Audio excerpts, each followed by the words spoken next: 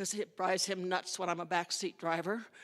And then I said, there's a vehicle coming through. It didn't have its sirens on, but the lights were going.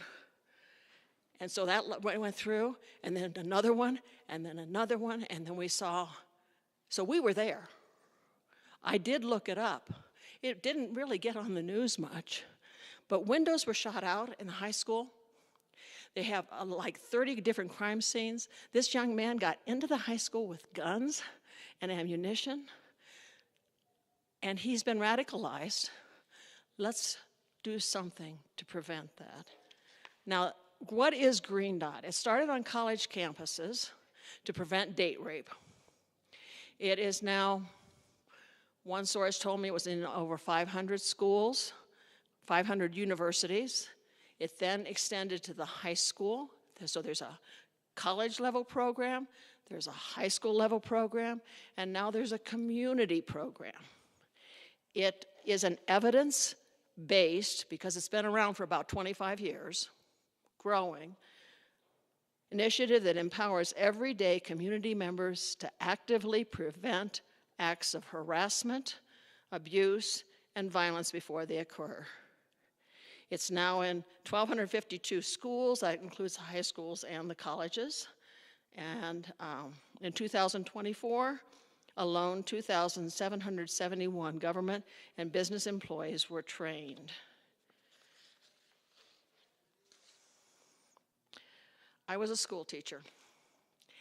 Unlike most career school teachers that get to stay in the same place and do the same job, I taught in 4 different states, 9 different districts. I could go elementary or middle school math.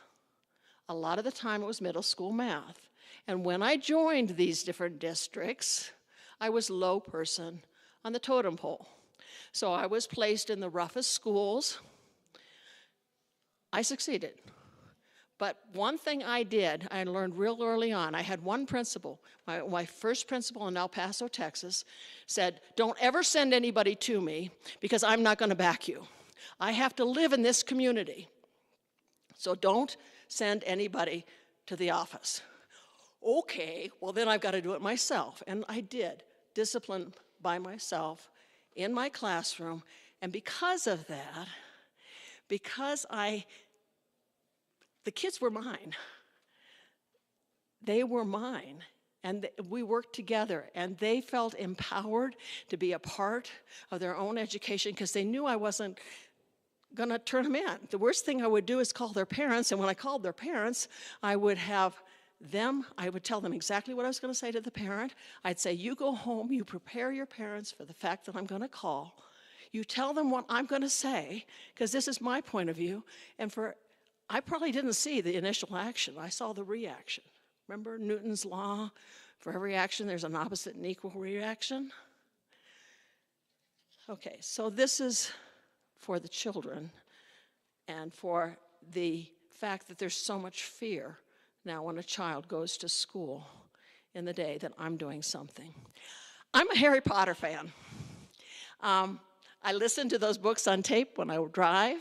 I listen to them all the time. And in book 1, The Sorcerer's Stone, Ron Weasley is stuck in Devil's Snare. It's engulfing his whole body. It's just tangling him up. And that Devil's Snare, he says, do something. That's what I want to do. I want to do something because I saw child abuse and neglect firsthand. And it wasn't always in the inner city, because I taught rich and poor, because I'm tired of the overwhelming abundance of violence in our media and regular television viewing, because domestic abuse is very evident in Summit County. Sheriff Jamie Fitzsimmons claims it's the #1 call. This last summer, since I first became introduced to Green Dot and the possibility of it, I've been asking everybody I meet, have you heard about Green Dot? Do you know what Green Dot is? The reaction from the fire department is that when they're called out on a 911 call, they're seeing so much anger and so much frustration, and they're saying this violent response. Yes, we need Green Dot. The police department says, yes, we need Green Dot. The doctors, the nurses are saying, yeah, we're seeing a lot more of it. And people that drive on I-25 in Denver, they're seeing a lot more of it. And we witnessed that just this last week. So, I'm angry. I'm quicker to explode. I'm frustrated. I want to do something. Green Dot, I believe, will help our whole community because it empowers all of us. Now, I have a video. Darcy Folsom has talked to some of us about 4 times here in Summit County, and the last time she talked to us, we asked her if she would possibly allow us to use a part of that video. And I'm going to show you that video because I think she talks about Green Dot, the actual piece of Green Dot, better than I can. But I did do some research, of course. I went to the internet. I found this lady named Dorothy J. Edwards. She's a PhD. She's the president and founder of Altruistic. Altruistic is the parent company of this curriculum. It is a 501c3. She says, I do this work because I believe with everything in me that current rates of power-based personal violence are not inevitable. I do this work because if I didn't believe this could change, I would be accepting some truths about humanity that I'm just not willing to accept. As a victim myself, she was a victim at 19, even as my soul bleeds for my daughter, who was a victim at 16, I am here in defiant resistance to this violence. I don't know all the answers. I try each day to do this work with integrity and humility. I may be an imperfect vessel for this movement, but I am a persistent one, and I will keep trying until something works. The window to my soul can be found through show tunes. Defying Gravity and Wicked speaks to my refusal to accept the status quo and determination to change the world. She Used to Be Mine from Waitress gets to my acute awareness of my own vulnerability, I can't say that word, vulnerability and imperfection, yet my belief that I make a difference despite these things. So who's using Green Dot right now? The construction trade is using Green Dot. Veterans Health is using Green Dot. The National Park System is using Green Dot. The state of North Dakota is trying to all be a part of Green Dot. The Bangor savings banks in Maine and New Hampshire they are sponsoring a lot of the Green Dot education that's being done in Maine and New Hampshire, and they are also, they've created it for all of their employees in the banks. Banks are seeing more violence. We all are. Also, the U.S. Army, I believe, is still using it, and the Air Force, I think, has stopped using it now.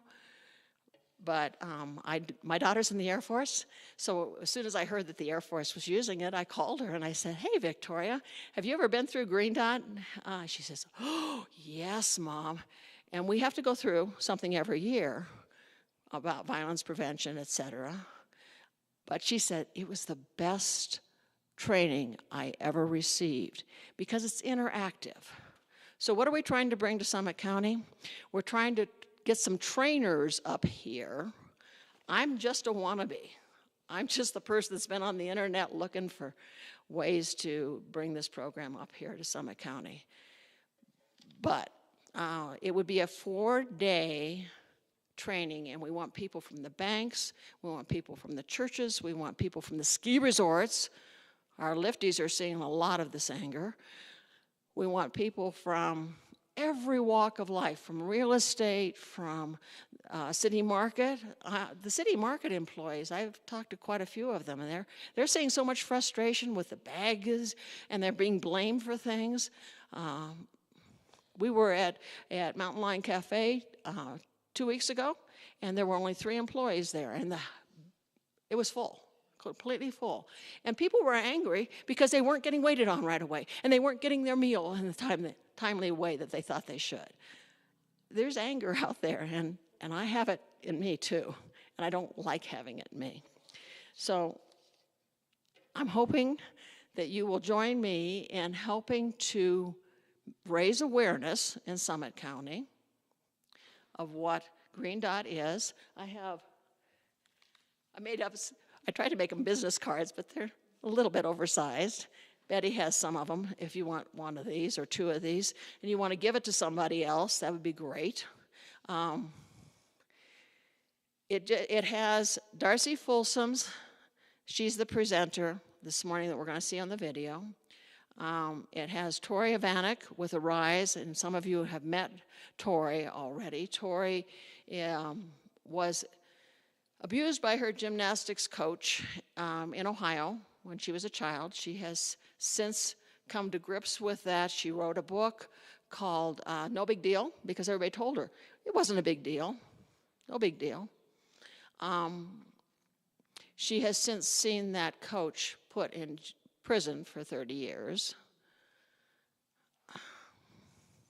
Anyway, she's very active with Arise, which is our only safe house, I believe, here in Summit County. And so she's the mastermind behind bringing Green Dot in. I'm just her right hand. And we're also trying to raise $25,000. It's always a cost. $18,000 of that is for the program and the curriculum, and then we can be Green Dot. So what would happen? After this 4-day training, those trainers go out and they train the rest of us in a 4-hour training, and then we can say we are a Green Dot group.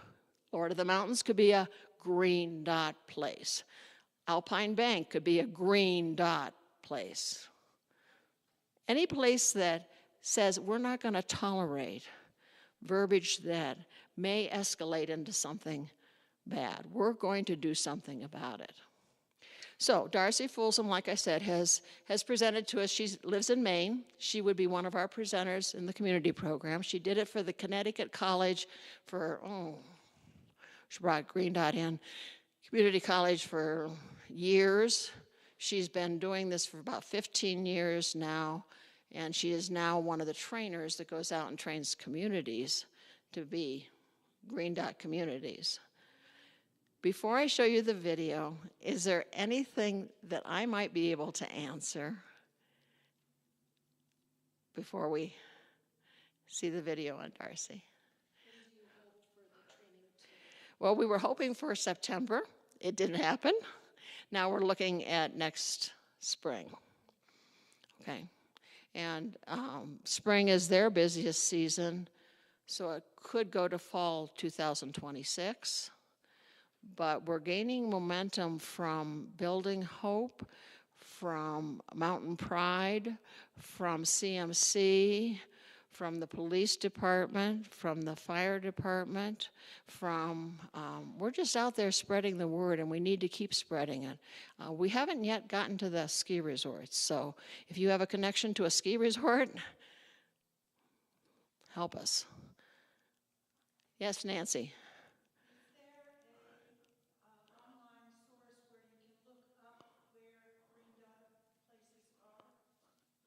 I've been trying. Maybe you with better computer skills than my own could do that and get it back to me. I'd love to know more. I've tried figuring out exactly which colleges and universities have put it into their program. I haven't been able to come up with that, but maybe one of you will. Altruistic.org. And that's Darcy's. She's got Folsom at altruistic.org, but if you go to altruistic.org, you'll also get there. Other questions?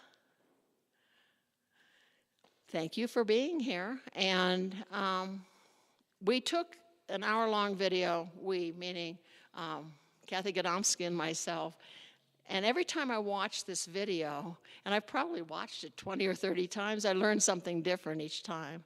Did you have a question, Amy? Or? No, I'm prepared if somebody has a question so people can hear. Okay. You want to have this? Do you want to have this too? Oh, it's already on. Thank you. Any other questions? So, Darcy Folsom lives in Maine, and she has spoken to us 4 times now. And how do I get the video to come on? Play it.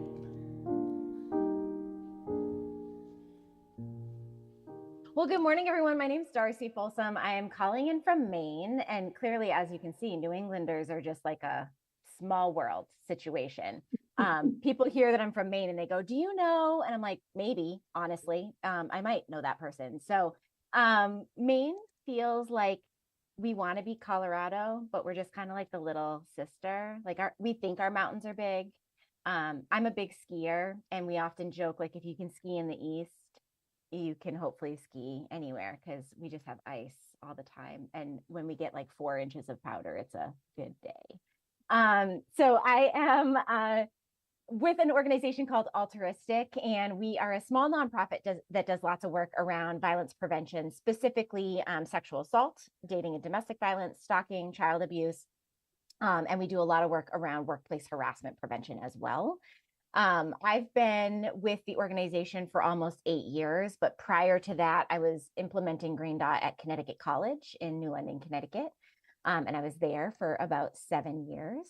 I actually got to testify with Senator Blumenthal and Senator McCaskill with some sexual assault roundtables and the work that's being done on college campuses. And so the idea of Green Dot as this hypothetical theoretical, I can also talk about the practical. Like, what does it actually look like when you're implementing? How does this work effectively? So I'm really excited to be here with you all just because I love to brag on what is possible when it comes to community involvement, when people get together to be able to move things forward in a productive way. And I'm also just really excited to be with like-minded people who are eager to do that work.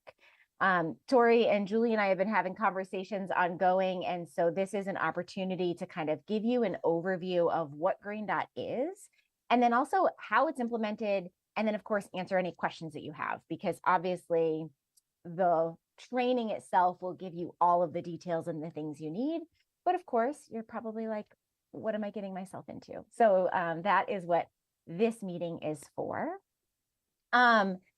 Before I jump into our overview, I wanted to just kind of tell you a little bit about myself. Like I said, I'm a big skier, and my sister-in-law is my best friend. Like I often joke that if anything happens with my spouse and I get to keep her because she is my person. She is 4'11" and has more energy and sass than any person that I know. And she's kind of that force to be reckoned with, like the person who pushes you outside of your comfort zone, the person who gets you to do things that maybe you should or shouldn't do sometimes. If you're thinking about that person in your life, you probably have a friend or a family member that is that person for you. If you're like, I actually have that person, you might be the person for someone else. So if you want to just kind of take stock in that relationship that you might have. She and I were out skiing one day and we were watching the weather. It was coming in. We were actually getting like a legit powder day. They were expecting 9 inches of snow. And in New England, that's a big deal. And so all night we were like, we're going to go to bed early. We're going to get up for first tracks. It's going to be a phenomenal morning. And so we get into line for the chairlift. And all of a sudden I hear this younger couple kind of arguing behind me. They were probably in their early 20s. And the man in the relationship was not being so kind, saying some really derogatory things. And in my moment, I sat there and thought, gosh, like this doesn't feel right to me. I do this work for a living. I should be considering stepping in and saying something. And I looked at my sister-in-law as I took a step out of the line for the chairlift. And she just gave me that look and she said, Darcy, you are not on the clock right now. If you get out of line and you miss the chairlift, it is a powder day in New England. I'm not waiting for you. Like, I will see you later. So get back in line or decide that you want to do something.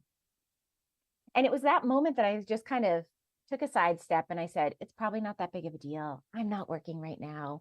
Am I just being overly sensitive about this?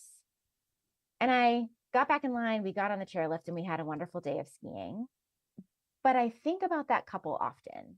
I think about, what if I had just said something? What if I had just turned around and gave them a look to say, hey, I'm noticing what's happening and this isn't okay. And I don't tell you something like this because I'm proud of it. Like I tell you this because it is real moments like this that we are all facing all the time when it comes to being bystanders. We might hear something, we might see something that is concerning to us, but we don't step in either because our barriers exist or because we don't know what to do in that moment. And even as someone who teaches this for a living, who is invested in bystander intervention as a norm, I'm not perfect at it. And so we have to acknowledge that the vast majority of people are not going to be perfect at it, but we can certainly be better. And that's what is bringing us into this space today to be able to talk about what Green Dot is. And so I want to give you like a sort of condensed 15-minute version of an overview talk of Green Dot, because we know that far too many people are experiencing things like sexual assault and dating violence and domestic violence, things like child abuse, things like stalking. And when I say that people are being impacted by these forms of harm, I mean people like our friends, people like our neighbors, our colleagues, maybe even our family members. And we know that you all are influential community members, and you're going to be playing a really important sort of dual role in your community. Not only could you be bystanders at any point where you might see something that you could potentially intervene, but you are also really great people to reinforce a culture and a norm that we want to create. A norm that says these forms of harm won't be tolerated and that everyone's expected to do their part to keep each other safe. And so we need folks like you all in order to achieve our goal of creating a really safer community for everyone that lives here. And so we use a really simple metaphor to talk about how things like sexual assault and dating and domestic violence can be prevented. And it's through small, impactful behaviors that add up to something bigger. So this metaphor is where this Green Dot language comes into play. And so I want to ask you all to visualize an image of your community as you go through your daily routine, whatever that might be. Could be the buildings you pass every day. It could be the sidewalks that you're traveling on, the streets, the neighborhoods. I want you to think about the bars or the restaurants where people gather. Is there a place that folks gather at a lot? Feel free to drop those into the chat box that people can consider in your community. Think about the places of worship that you have in your community, the parks, the trails, the mountains, like everywhere that someone might be gathering where people are going to see folks in community. Once you have this image of your community in your mind, I want you to then imagine that each time someone makes a single choice to use their words or actions to harm someone else, a small red dot appears in one of those spaces. So imagine you're at First Friday and you see the moment it takes for someone to hit someone. Or a red dot being a caregiver crossing a line when disciplining a child. Or when someone has sex with someone without their consent. A red dot is when someone uses their words to humiliate, threaten, or coerce someone when you're at the marina. Or when someone shows up unwanted outside someone's work or class or car, or you're at Target and you're noticing that something is happening in the parking lot. We know that a red dot is a single decision, and enough of these have added up to create a culture that really accepts these unacceptable rates of sexual assault and domestic violence, child abuse, and stalking. And so we know that this is going to require that culture shift to happen. And so if a red dot is the problem in our metaphor, then that means that green dots are our solution. And a green dot is simply an action that someone can take to stop a red dot from happening or getting worse. And so green dots are likely things that you're already doing in your everyday lives that you might not necessarily notice or you're not necessarily being mindful of. And so examples of reactive green dots might be checking in with someone and saying, hey, I saw what happened earlier. I just wanted to let you know that I noticed and see if you needed anything. Letting someone you know that they're concerned, either letting the person who's being harmed know that you're concerned about the behavior or letting someone else know so that they might be able to intervene on your behalf. A reactive green dot could be connecting someone with resources or stepping in and changing the conversation when you're seeing something or hearing something concerning.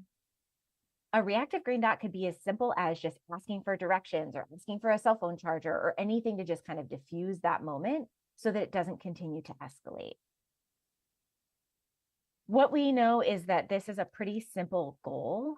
When there are more green dots than red, that means that the culture starts to shift and the rates of sexual assault and domestic violence and stalking and child abuse can ultimately be reduced, which means less people in our community are being harmed.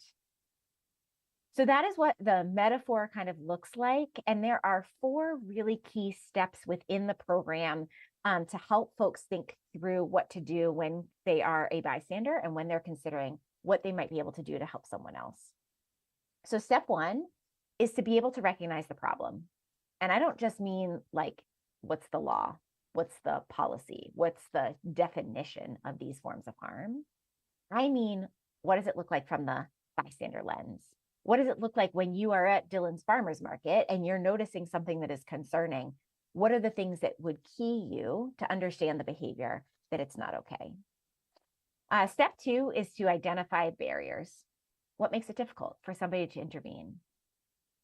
And this is where I think Green Dot does differ from a lot of bystander programs, is that we need to acknowledge that it's not just go ahead and do the right thing, even though it's hard.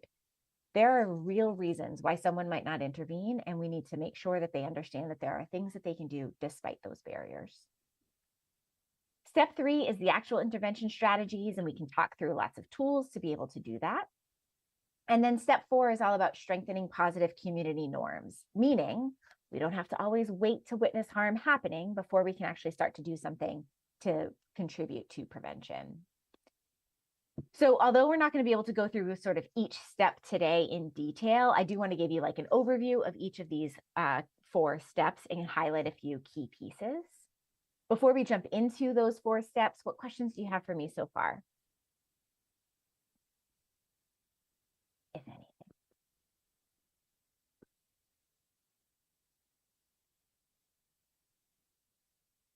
All right. So as I mentioned, step 1, we need to be able to recognize the problem. Like, what does this form of harm look like? What are we noticing as bystanders?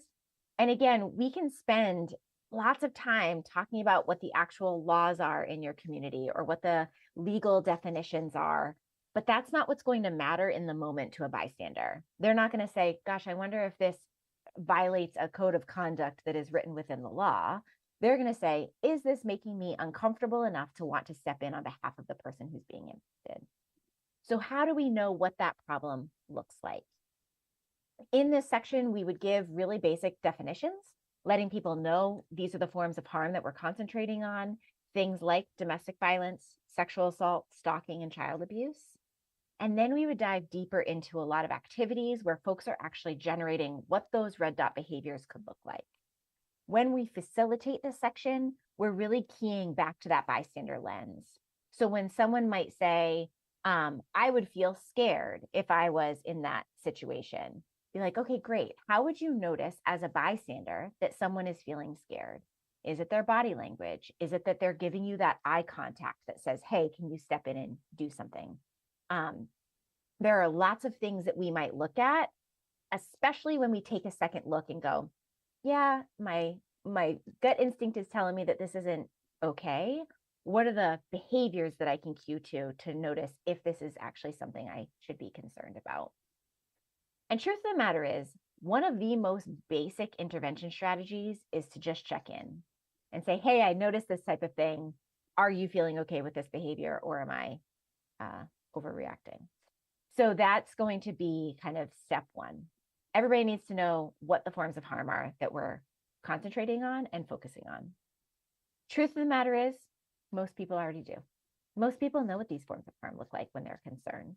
And so what we really want to do is focus on what people can do when that happens. So step 2 is where we start to consider what our barriers are, because while it is, of course, important to recognize and consider the different examples of what the problem might be, it is equally, if not more important, to acknowledge that it can be really hard to do green dots even when we want to. And so this is true for everyone. I have never met somebody who said, you know what, I've never had a barrier in my life. People often don't intervene because of those barriers. And so we talk through lots of different examples. So there's personal barriers, feeling like you're introverted. How many of you might consider you're an introverted person? When I ask this question in trainings, I always crack up because people tentatively raise their hands. And I'm like, I've just asked the shy group to say, hey, yeah, I'm an introvert. And so that is absolutely true. Somebody might be introverted and say, hey, I don't want to get involved. Or someone might be afraid to escalate the situation. I know for me, I am hesitant when I see something concerning because I know that sometimes intervening can escalate it and make it worse. Maybe there's a fear of retaliation. I share the identity with somebody who's being impacted. I don't want that harm to change and turn to me. It could be uncertainty, like, am I really seeing something concerning? Am I making a bigger deal out of it than it should be? Again, the social identities aspect, maybe there's an identity that someone has that they don't feel comfortable intervening in that moment. They don't want to make a scene, or they don't want to be embarrassed. What other personal barriers might come up for folks? If you can think of anything and you want to drop it in the chat box or unmute yourself and share some things that folks might consider. Darcy, I have a really good one that I have been regretting ever since I didn't do anything. I was at A-Basin and there was a ski coach with his team, and I watched him hand out a whole bunch of candy to the team. And then he said, remember, teammates give candy, coaches don't give candy. And that is like one of my key things when I talk to parents about like children and never asking children to lie. And I just, like, I know even maybe some people on this webinar are thinking, well, that's not that big of a deal. But when you're an adult asking a child to lie, that's the beginning of a grooming behavior, right? And so it haunts me that I didn't do anything. Yeah. But I didn't want the confrontation, and I didn't want to have to explain all of that to him because I felt like he'd be like, oh, you're overreacting, you're this, you're that, you know? But me in my position, the fact that I didn't say anything to this day haunts me. Yeah. And Tori, you bring up such a great point there that we're all going to have different lines as bystanders. Like someone like Tori and myself who literally do this work for a living, our line might be a lot further down than someone who's like, hey, I'm not necessarily concerned about those smaller behaviors. I'm more concerned about the thing I'm seeing that is egregious in front of me. And that's okay. We want to meet everybody where they're at with regards to their ability to step in. So yeah, thanks for bringing that up, Tori. Other personal But there barriers. are situations where it can be dangerous for the person to step in, can make it more dangerous, and to decide when that is. When one of my boys was young, he had a friend who was being abused by his dad. Yeah. And so this was just a community situation. I looked into it, but it seemed pretty clear to me there was no real way to protect the son. The police couldn't do anything because certain boundaries hadn't been stepped over. And I couldn't do anything in terms of protecting. I could intervene, but then the violence would have probably increased. Yeah. And we certainly don't But want to make it worse. for the child to come to me Yeah. if you wanted to. Yeah, beautiful. Letting kiddos know that you're a safe person to chat with when they're ready is such an important value there. So thanks for sharing that, Doug. Yeah. Now, if personal barriers are all about ourselves, then relationship or social barriers is all about how we are interacting with the world around us, right? So this could be not wanting to break an unspoken rule, something that you have in your friendship group that you're saying, nope, we're not doing that. Or being perceived as a snitch, or the bias that might come up for us as bystanders, or just feeling uncomfortable confronting a friend. It can be harder sometimes to confront someone you know and love than it is to confront a stranger. And then vice versa. Some of us are like, yeah, I have no problem confronting my friend, but please don't ask me to talk to someone that I don't know. And that's valid. And again, we're all going to have different barriers.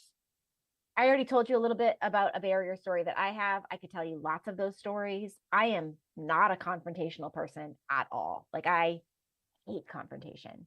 And even though I public speak for a living, I'm actually pretty shy. So I'm not likely to just go up and talk to somebody that I don't know quite as well.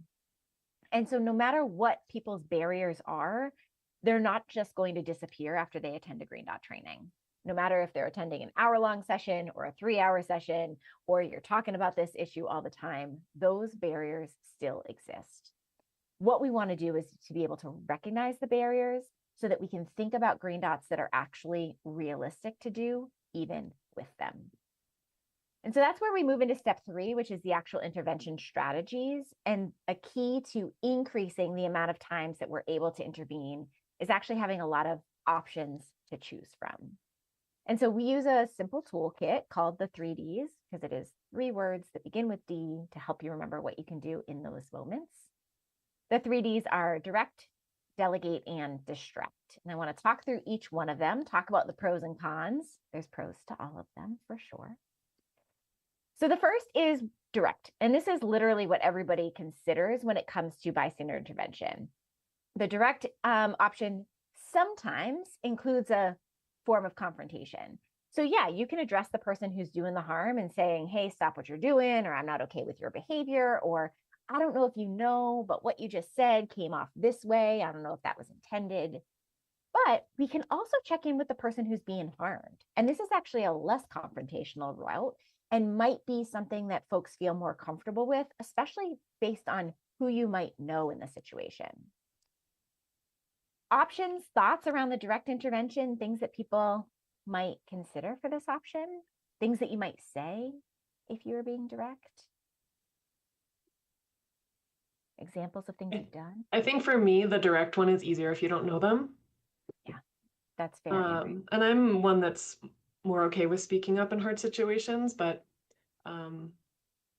yeah, if it's someone that you're going to continue to see, it makes it a little bit harder. Yeah, especially in a tourist community where you can be like, I'm never going to see you again. Have fun skiing this weekend. And that confrontation is gone. But if it's somebody that you're seeing all the time and having to be direct with them can be more challenging. Yeah. Saying like, hey, can you repeat what you just said? And like having it play back to them and just being like, Ray, that is one of my favorite. Like, what do you mean by that? Tell me again. And having somebody say the same thing over again is a beautiful way to be direct. All right. So direct, although is the thing that people think of most, it is not actually the thing that people are most likely to do. And so this is always going to be an option that's always there for folks, but equally as important are the other 2 Ds. So the second one is to delegate. This is literally just finding someone else to do something. Remember that person who we thought of at the beginning of the training, like that force to be reckoned with? They're a person to delegate to. Just wind them up and let them go, and they will handle it for you. I like delegate because it's kind of a 2-for-1. Not only are you doing your own green dot, but you're also encouraging someone else to do something too. So it's adding more of those values, those green dots to our community. So you could ask someone else to get involved, either that knows somebody a little bit more, ask the friends of either of them to help, or maybe talk to a trusted colleague or a supervisor if this is happening within the workplace. There are lots of people in your community, somebody within the faith community that you know folks trust. You could delegate to them. You could delegate to literally anyone. Thoughts on delegate, ideas on who you might delegate to. You might delegate to some people on this call.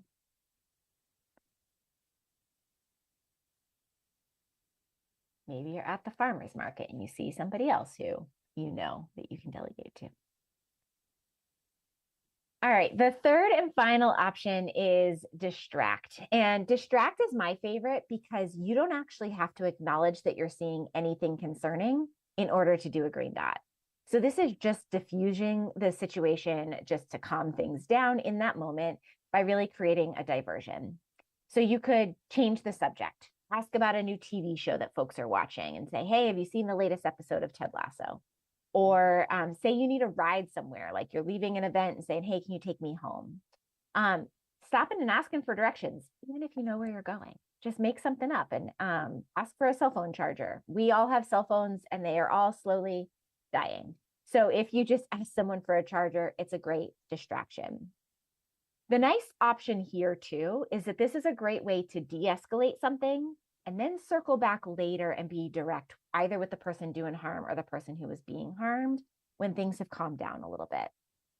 Distract is a great option for people that don't like confrontation, that don't want to make a scene, or for people that have no problem making a scene and stopping music or creating a dance party or whatever distract comes to mind in that moment. What I know for sure is that there is no right or wrong answer when it comes to how to intervene. One of these 3Ds is not better or worse than any of the other ones. The best option is the one someone is actually likely to do. So you don't get more points for directly addressing something than if you were to accidentally spill a drink in that moment. The point is to do something that you're really comfortable with that will decrease the likelihood that someone experiences harm. And sometimes people will ask, like, what about distract is actually going to help set that norm? Like if someone is just creating a distraction and not addressing the behavior, you're not getting to the root cause of that. And that's fair thought. But my question then becomes, if everybody in the social group is always distracting the person who's doing concerning behavior, perhaps that person will eventually realize that behavior is not going to fly here, because everybody in this social circle is making sure that that's clear. So again, lots of options here. You can use a couple of them simultaneously. Doug, do you have a question? Not a question, but there's an opposite side to this whole approach, and that is reinforcing positive behaviors. So when I see a parent doing a great job out at Walmart or whatever, I give them a pat on the back, way to go, mom. Or a couple or a family that's having some real nice conversation. I'd like to reinforce that. And then that has a ripple effect. Yeah. It's almost as if Doug was planted here just to give me the perfect segue into step 4, because what you just described is exactly what we want to start to do with our proactive green dots, because we might not be in a position to notice concerning behaviors, or we might be a person whose barriers might always get in the way and we don't feel like we can reactively intervene, but we can still absolutely play a role proactively. And so proactive green dots are things that we can do to stop red dots before they even start. So they begin resetting those community norms to make it really clear that sexual assault and domestic violence and child abuse and stalking are not okay, and that everyone's expected to do their part. And so I want you to think back to that image that you came up with at the beginning of our time together. And I want you to consider there are the red dots that folks brainstormed and we thought of as far as concerning behaviors. There's the reactive green dots that we have done in reaction to those red dot behaviors. But there's a whole lot of blank space on this image. And that means that that blank space could hold anything that might come along, including red dots. And so what if we started to proactively do these types of behaviors? Tell a mom in the Walmart parking lot that they're doing a good job. Putting a bumper sticker on our car around violence prevention messages. Like if all of these spaces in our community have already turned green, it means that the red dots have no room. It means that the people who are doing those concerning behaviors are recognizing that this isn't going to fly within the community. It means that those norms are really clearly established, that violence is not okay and everyone's expected to do their part, which results in less people being harmed over time because, again, we're changing those norms. So proactive green dots can be really simple, like changing your virtual background or a profile picture or things like that on your social media. It might be posting a bystander story and just asking what people think about it, or saying, wouldn't it be great if we all looked out for one another like this? Maybe you bring in a bystander training to your workplace or to an organization that you're a part of. Maybe you just have a conversation or a text exchange with a family member or a friend about what it means to you to intervene. Maybe you retell a cool green dot story that you heard and be like, oh my gosh, someone told me about a time they intervened and this is what they were able to do. Maybe you have posters or brochures or flyers with prevention tips within the church annex or within the local newspaper. You can have tips and ideas around bystander intervention. Maybe you just nod or smile when someone does something positive and say, hey, that was a really great thing you did. Thanks for looking out for one another. Maybe you create a discussion about this issue, again, on social media or in community groups that you're a part of. Maybe you host a book club where you focus on a particular book that is around these issues. Or maybe you add a green dot statement to your office door or your website, things like that that make it really clear, again, that these forms of harm won't be tolerated and everyone's expected to do their part. And so your list of things that you're able to do should really answer this particular question that you can see on the screen. If a new person came to your community through your friend group or your workplace or your faith community or your family, how would they know that violence isn't tolerated and everyone's expected to do their part? Like when you have a really clear list of things that you're doing to answer this question, that's when you know that you're helping to set those new norms. And so we spend a lot of time thinking about those proactive green dots. When we do these trainings, we don't leave this as a 30-second snippet at the end. The step 4 of proactive behaviors warrants just as much time and attention as the other steps, because these are the things that people can do immediately when they leave the training. And so we ask people to make a commitment. When folks write something down, when they tell someone else about it, they're more likely to actually do it. And so we ask people, what is a proactive green dot that you are likely to do within the next 24 to 48 hours? Is it posting on social media that you went to a training, or is it following the organization's social media to learn more about what's happening in the future? The question becomes, what is your green dot? And what is your commitment? So that is like the nutshell version of the Green Dot curriculum. This is kind of the 15-minute overview version. There is an hour-long workshop that can be given in lots of different settings. There's also a 3 to 4 hour bystander training that is an optional piece of curriculum that you can implement with some of your most influential folks within the community to really get people understanding the concepts, lots more activity and practice time and things like that. So in the training that you all are looking to host, it's a 4-day train the instructor training. We model the curriculum for you, and then we also spend lots and lots of time practicing the content and building out your own personal content to kind of be inserted into this. We talk about tailoring it so that it's relevant for your community. And then we also talk about reinforcement. How do we make sure that we're doing booster sessions and community mobilizing initiatives so that it's not just, oh, I heard this one thing this one time at a workshop, but that it's being reinforced within the community all year long.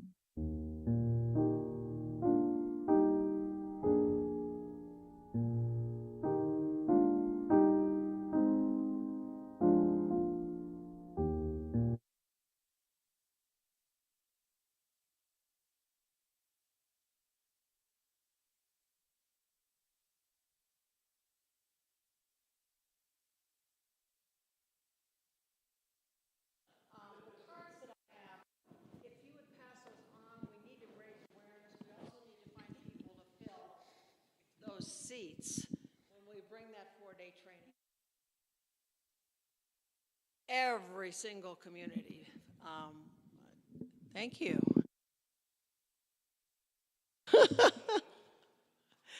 I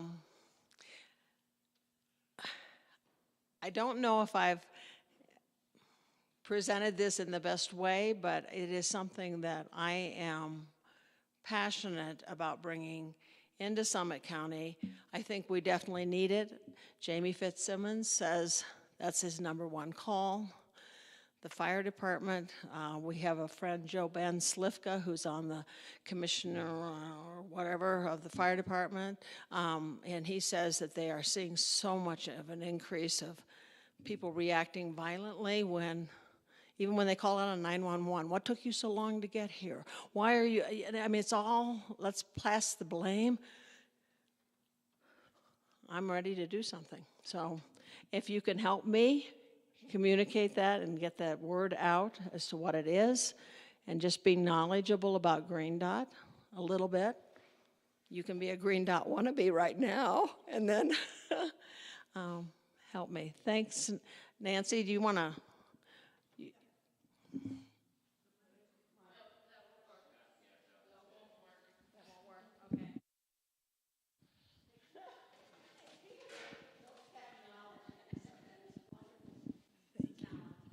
Can this be integrated with what's called the SMART program? It's an acronym, I can't tell you what it stands for, but it's where social workers go with police on 911 calls, and people need this training to handle that. And the social workers already have the training, which is why the SMART program has reduced crime greatly, but they could help other people become aware and spread the word. And there are other programs out there, and all of us have been, I mean, as a teacher, I had to go through it every year, and when I worked with kids in the churches, I had to go through another training, and I always thought those trainings were a little bit boring to me, but yes, there are other programs out there, and we want to work with all those programs, bring the good from those programs, because if we all have to be a part of this in order for it to work. Am I aware of the SMART program? Sure. And I think it's wonderful here in Summit County. It isn't stopping the actions. Band-aiding and helping someone after they've been abused, putting a Band-Aid on that is not, in my opinion, yes, it's helpful, but it doesn't cure the cause.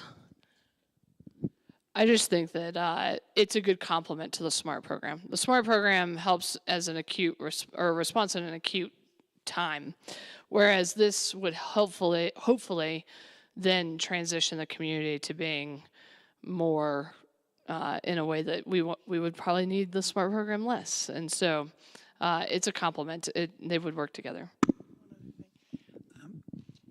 So everybody's heard about anger management and those kind of courses.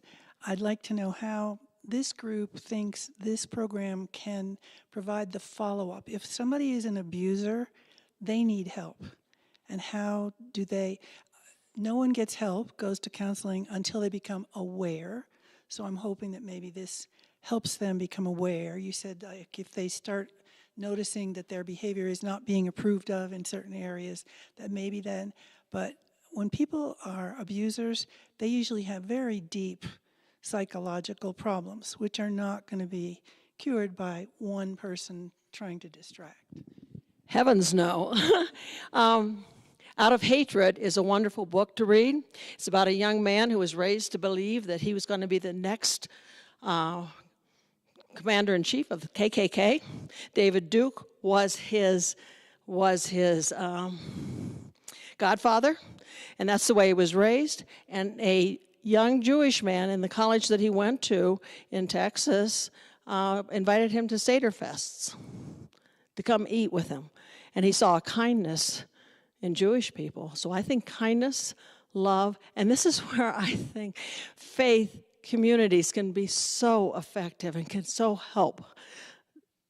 This exact piece of taking someone, and now out of hatred, brings him full circle back to being a loving person, and he's no longer going to be in the KKK. Change can happen. I definitely believe it can. And I saw it in a number of my children that became empowered. And when I'm talking about my children, I'm talking about the kids I taught. For 42 years, largely inner city. Some of those kids, there was one. I'm going to tell you one story. A school in Denver. It was a school that was closed because of poor test scores after I was there. But the year that I was there, the kids were scared to death of having a substitute teacher come into their classroom.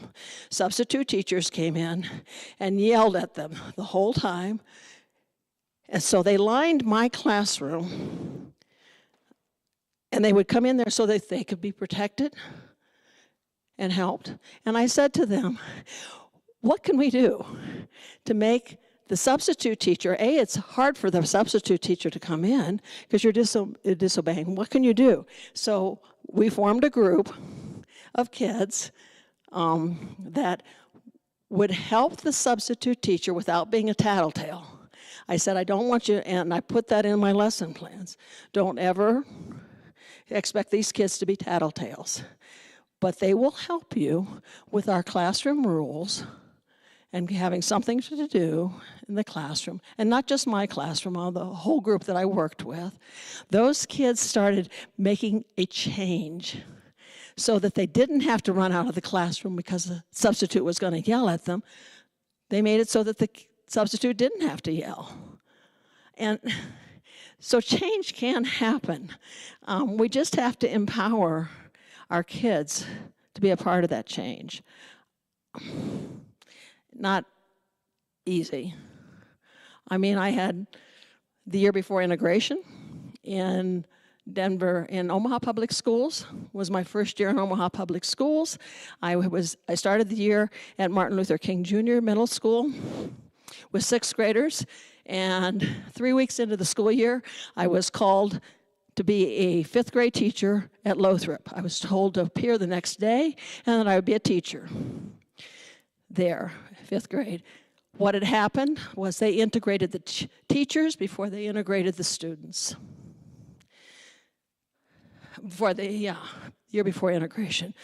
So they took the dynamic African-American woman that was supposed to be the teacher in this classroom of 5th graders that were mostly little boys, ants in their pants, you betcha, reading below grade level, and she was a good teacher from everything I understood. They put her in the white community, West Omaha, and then a wannabe principal, male, came in, and that was his job to learn how to deal with black children in the inner city.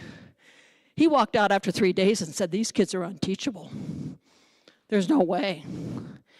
And the principal had another teacher in mind. He never hired me. I walked into that situation. He didn't want me there.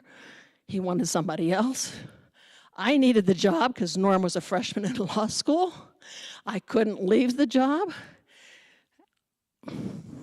By the end of the year, those kids that were unteachable were the most exceptional 5th grade class. All of them were reading on grade level.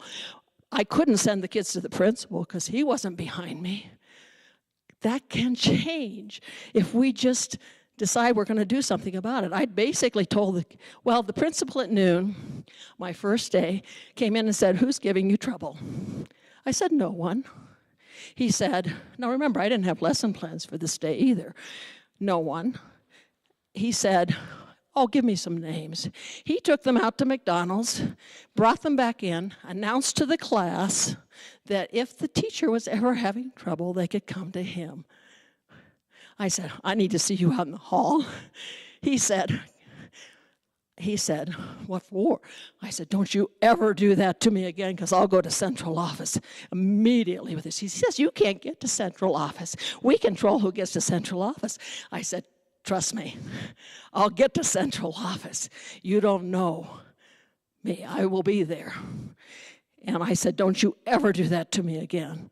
And he did not back me, but I didn't send anybody to him. I went back into that classroom and I said, look, kids, you're stuck with me for the year. We can either make this a good learning year or we can make it a bad learning year. They made it a good learning year. There were other things that happened.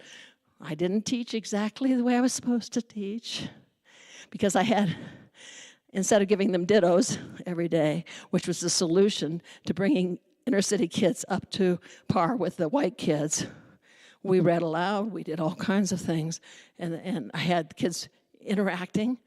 By the end of the year, they were chosen as being the outstanding 5th grade class and got to go to Joslin Art Museum and meet some other white kids who were so well behaved. They were mine. I think change can happen. I've seen it in my lifetime. Let's all be a part.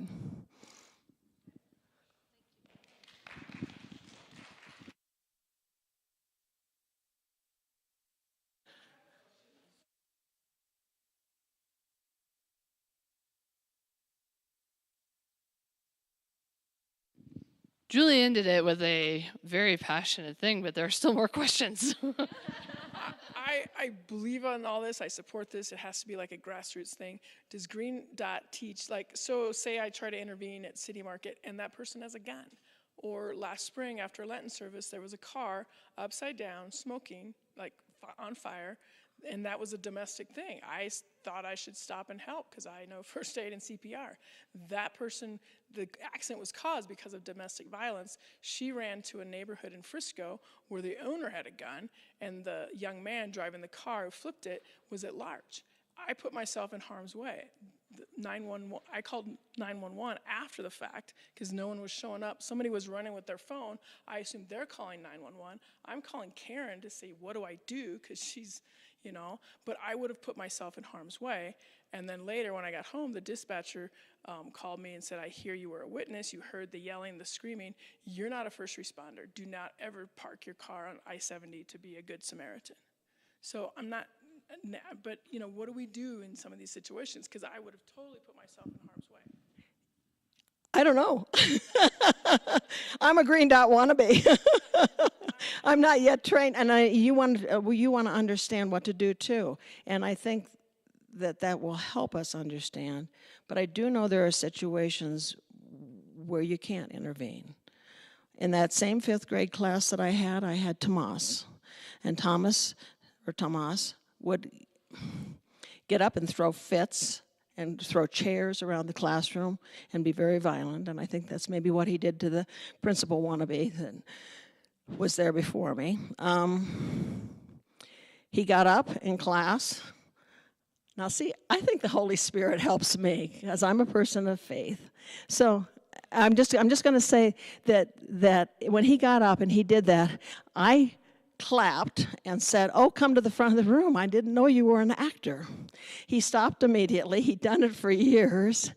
But if I had called home, he would have come in with stripes on his back because that's what happened when a social issue, because I had later asked what would have happened and yada, yada, yada. I don't have the answers. I agree. There are just some instances where we cannot be that person, and that's okay. And that's, from what we watched on the video, I think that Darcy would also say the same thing, that this is more about finding other ways to also have some impact. And it may be that in that particular situation, but you can be a witness. And so therefore, like if, let's say they catch the guy and then the woman needs a backup, you can say, well, I witnessed this.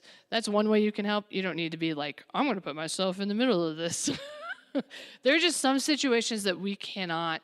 I think this goes back to Nancy's point.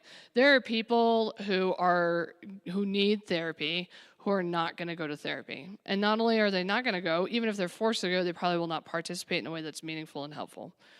Some of this is just about creating a system in which we say, this is the behavior we want, and this is unacceptable.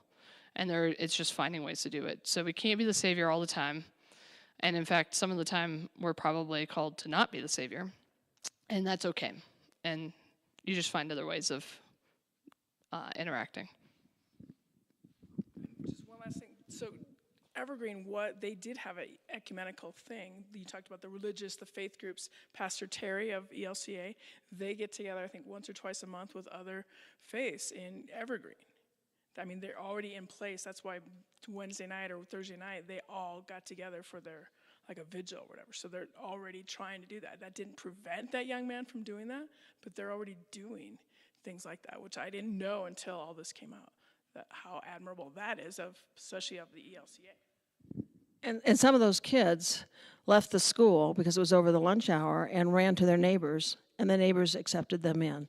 So, but windows were shot out, and unfortunately, there were 2 people that were hurt, besides the perpetrator, the young man, but only 2. That.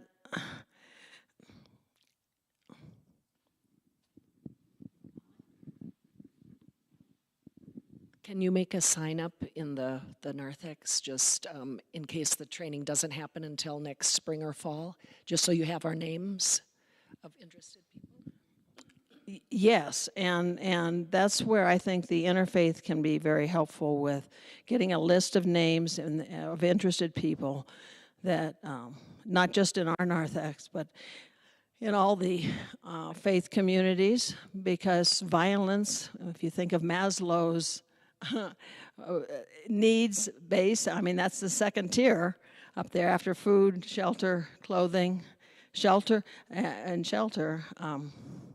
Then comes safety.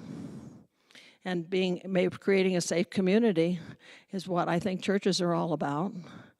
And certainly with immigration being what it is, and et cetera. I'll just say thank you to Julie. I know there's probably some more questions. If you have questions, you could either, time-wise, we just need to wrap up. So maybe some more conversation. We will put a sign-up sheet out in the Narthex because I do think it's important. I think that this training has real potential, but we want to know if there are folks who are interested in it as well. I think that it can greatly change our community if we begin to, instead of just being, I think everyone that I've talked with in the recent week has felt a little bit like, man, this is hopeless. It just feels like we can't do anything. This is a thing I think we can do. And it may not necessarily be an immediate impact, but over time, I think it will have a greater impact. And so thank you to Julie for helping to arrange all of this and for getting Darcy recorded so that we can watch that video. And we'll be back. If you have questions like Ruth or whoever, I'm sure Julie and or I would be happy to discuss them. Thank you.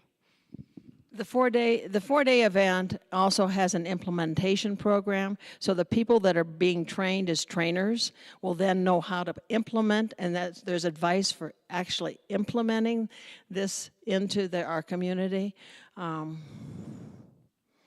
So that piece, they may become their own 501c3 after everybody's trained, and then that training goes out and we train others. They're not looking for people that are 77 years old necessarily to be the trainers, so we're looking for the younger crowd.